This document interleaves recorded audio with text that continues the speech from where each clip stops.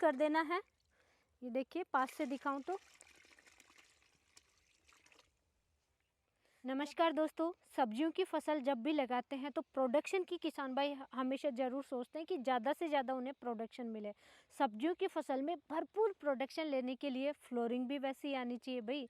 ज़्यादा फ्लोरिंग आएगी तभी ज़्यादा फल सेट होंगे, और ज़्यादा फल सेट होंगे तभी ज़्यादा प्रोडक्शन मिलेगा और मुनाफा भी तभी अच्छा मिलेगा। तो ज़्यादा फ्लोरिंग के लिए क्या यूज करते हैं आप? सब्जियों की फसल में या बागवानी में किसी भी टाइप के पौधे हैं तो सबसे ज़्यादा फ्लोरिंग स्टेज के लिए या ज़्यादा फ्लावर लाने के लिए पीजीआर का इस्तेमाल करते हैं, प्लांट ग्रोथ रेगुलेटर।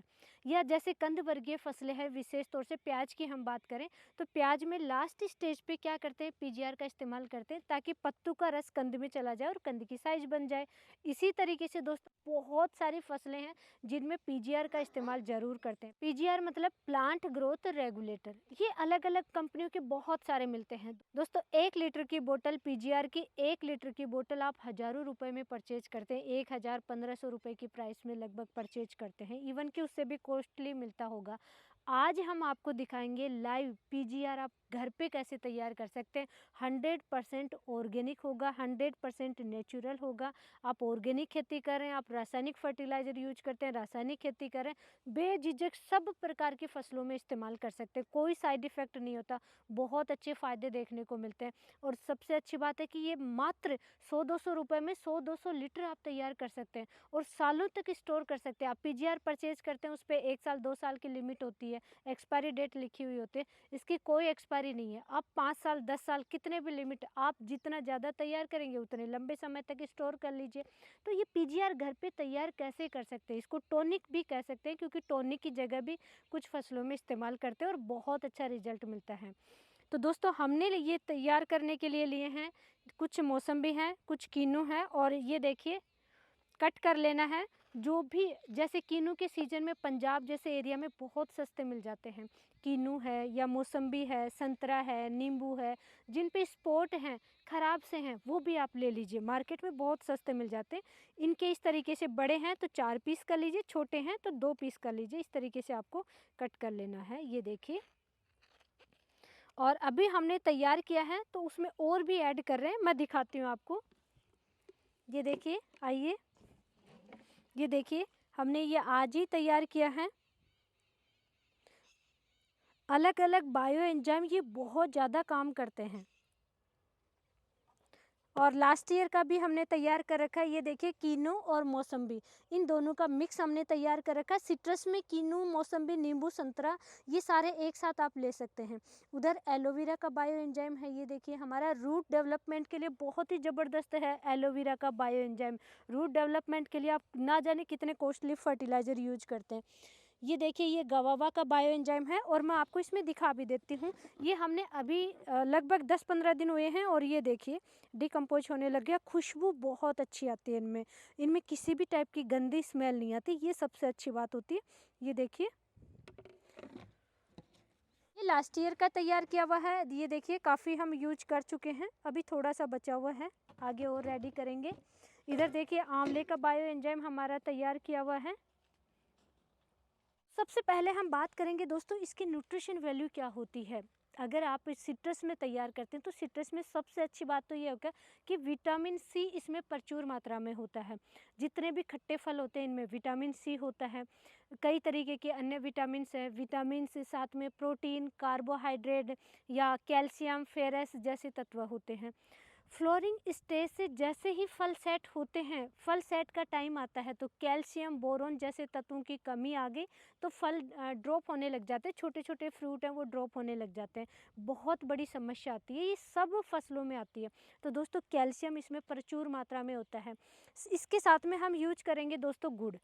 गुड़ में कई तरीके के पोषक तत्व होते हैं, जैसे कि फेरस है, मैग्नीशियम है, फास्फोरस है, कैल्शियम है, पोटेशियम है, मैग्नीज है, जिंक है, आयरन है, ऐसे तत्व तो ये भी फसलों में जाएंगे।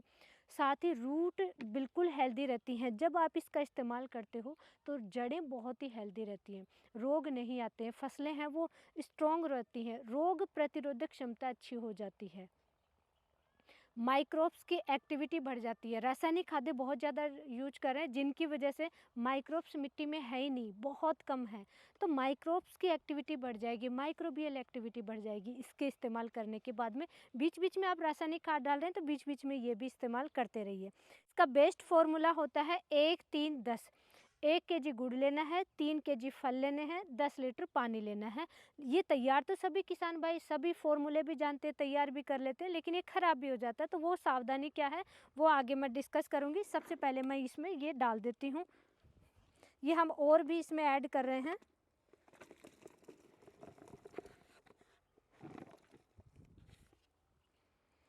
ये देखिए पानी हमने पहले ही काफ़ी डाल लिया था, अभी इसमें थोड़ा सा गुड़ और ऐड करेंगे। गुड़ आप लिक्विड गुड़ ले सकते हैं या बिल्कुल सस्ता जो गुड़ आता है एग्रीकल्चर में वो आपको यूज करना है। तो ये गुड़ मैं इसमें डाल देती हूँ, ये देखिए।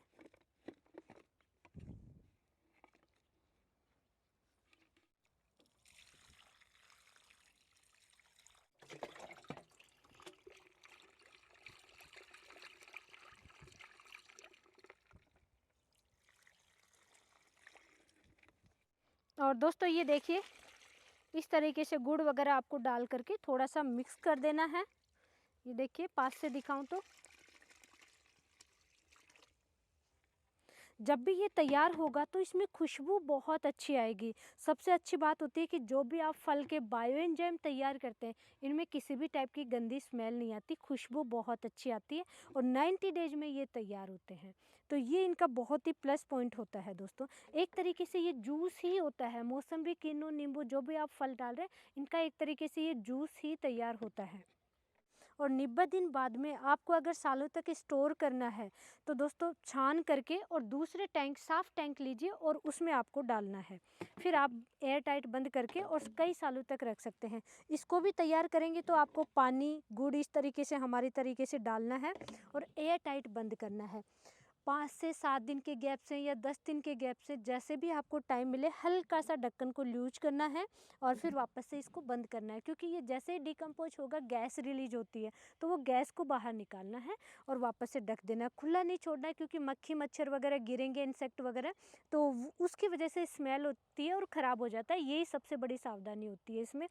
अब परफेक्ट डोज की बात करें, सबसे पहले तो सभी प्रकार की फसलों में बेझिझक आप इस्तेमाल कर सकते हैं। जहाँ भी पीजीआर इस्तेमाल करना वहाँ पे आप इस सिट्रस बायोएंजाइम को यूज कर सकते हैं।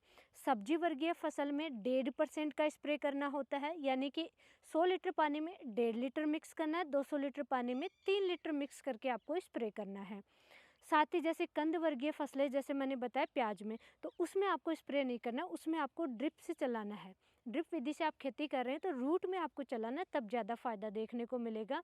और आप रूट में सब्जी वर्गीय फसलों में या प्याज में आप दोस्तों 4 से 5 लीटर प्रति एकड़ के हिसाब से पानी के साथ में आप चला सकते हैं रूट में। जब भी आप पानी चला रहे हैं उसके साथ में आप चलाइए।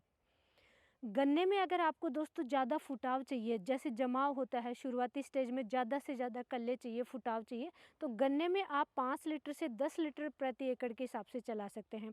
बागवानी में किसी भी टाइप के पौधे हैं, पौधों में आपको स्प्रे करना है तो 2% का स्प्रे करना है, यानी 100 लीटर पानी में 2 लीटर मिक्स करके स्प्रे करना है, 200 लीटर पानी में 4 लीटर मिक्स करके आपको स्प्रे करना है। अगर आपको रूट में चलाना है तो रूट में दोस्तों पौधों में आप 10 से 15 लीटर प्रति एकड़ के हिसाब से रूट में चला सकते हैं। चलाना कैसे है, इसको आप निकालिए, दूसरे बड़े टैंक में निकालिए, उसको थोड़ा सा डाइल्यूट कर लीजिए, पतला बना लीजिए।